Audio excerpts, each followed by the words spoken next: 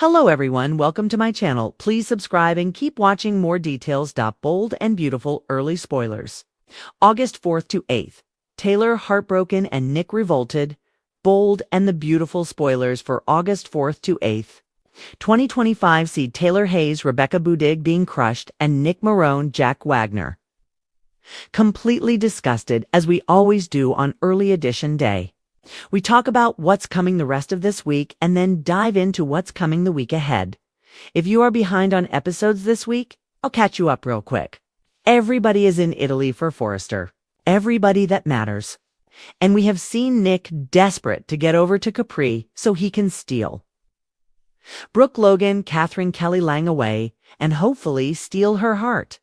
But Eric Forrester, John McCook tried to kick him out of the event. Meanwhile, Brooke lost her temper because she was having to pose with Ridge Forrester, Torsten Kay, and act like a couple when they are not. Brooke's really sick of hearing the reporters asking Ridge about his and Taylor's engagement. Brooke finally snapped. She stormed out of the event to glare at the beautiful blue waters of the Mediterranean. Ridge followed and then demanded that Brooke come back inside and finish the event. She's getting really mad at Ridge.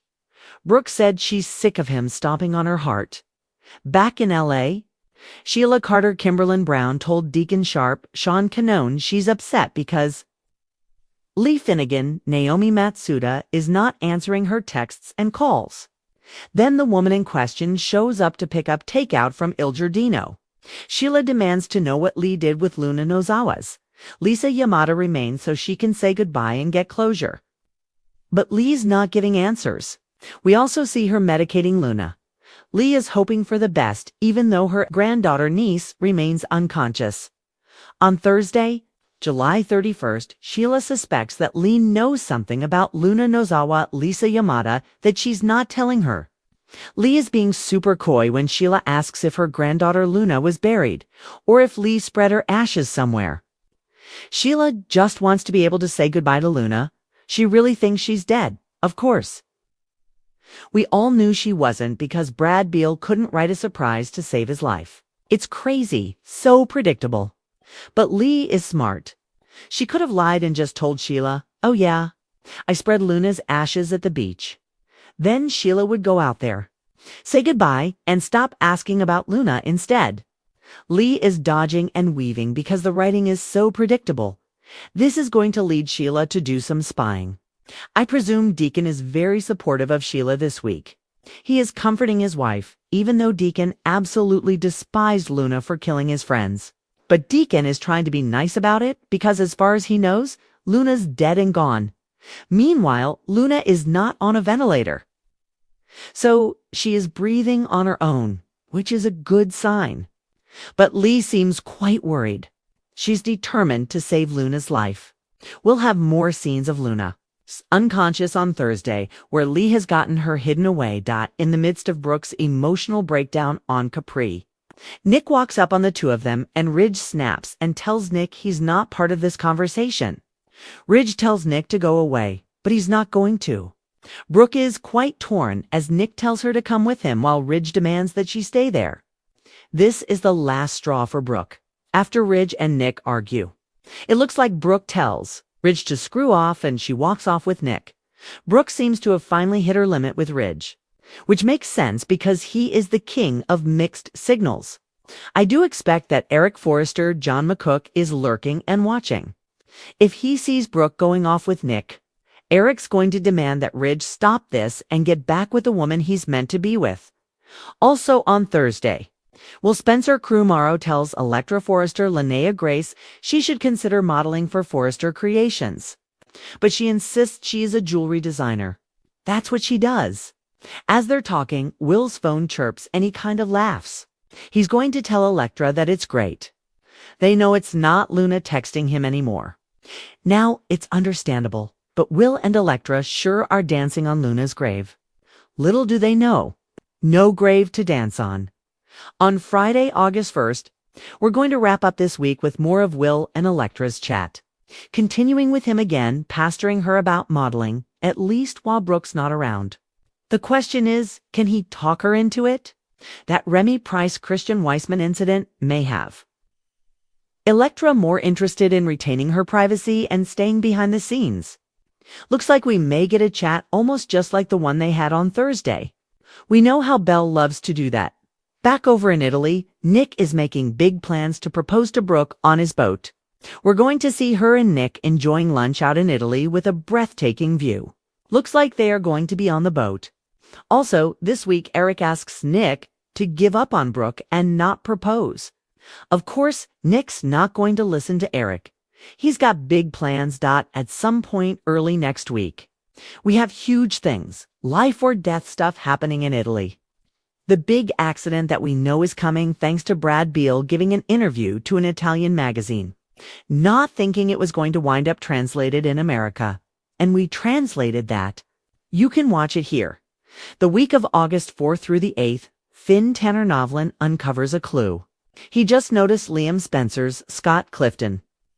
Incision is too small to have been used to remove a giant cancerous brain tumor. Here's what's funny. Grace cut open the back right side of Liam's head, very clear in the surgical scenes. Yet when Finn was checking the incision, it was on Liam's left side, checking the back left of his head.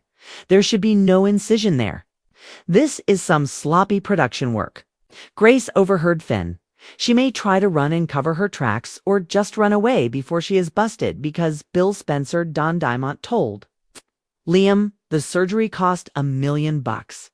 That's going to be a huge red flag to Finn and Bridget Forrester Ashley Jonas. When they hear about Grace taking that much money, they're going to know their suspicions are correct. She's up to something nefarious on Bold and the Beautiful very soon. Sheila is going to learn that Luna is alive and Lee is hiding her.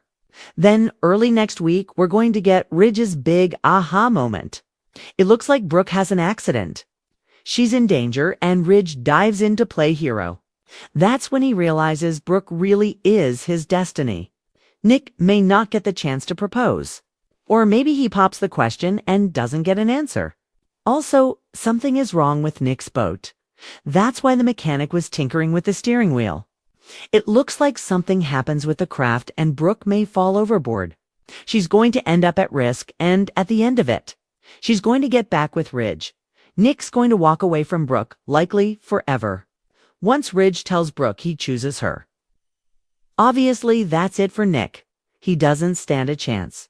Brooke cares about Nick, but Ridge is her soulmate, her destiny, all that good stuff.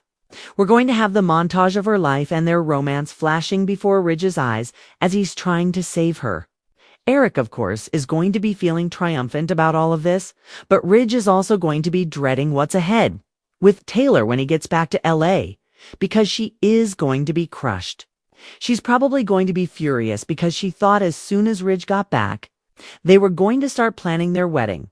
But that is never going to happen because Brooke has taken her man yet again. We'll also have more of Luna fighting for her life.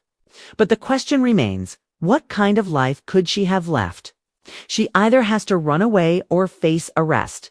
The week of August 4th to 8th on. The Bold and the Beautiful promises emotional explosions, unexpected alliances, and unraveling secrets that leave several lives rattled. At the center of the storm are Taylor Hayes, who faces a devastating emotional blow, and Nick Marone, whose disgust and disbelief spark major confrontations, as betrayals, suspicions, and heartbreak take center stage. The fallout threatens to shatter even the most stable bonds. Taylor's world crumbles. Another loss hits home. Taylor Hayes has weathered more grief than most. But this week, she's pushed into a new emotional freefall. She walks into what she believes will be a hopeful moment, only to be blindsided by painful truths. Someone she trusted, possibly one of her children or even Ridge's, caught in a compromising situation that slices deep into her heart. Taylor isn't quick to confront, but the cracks show. She attempts to keep composed, but her eyes betray the betrayal she's feeling. When she tries to seek answers, she's met with deflection, excuses, and mixed loyalties. Her heartbreaking realization: she may once again be on the outside of the Forresters' inner circle. Steffi tries to comfort her, but even mother and daughter find themselves divided when Steffi learns that Taylor might be hiding something of her own. Finn, caught in the middle, is drawn into Taylor's pain, but senses there's more beneath the surface. Taylor's grief isn't just about someone else's actions. It's tied to a secret she's been keeping quietly. And the weight is catching up with her.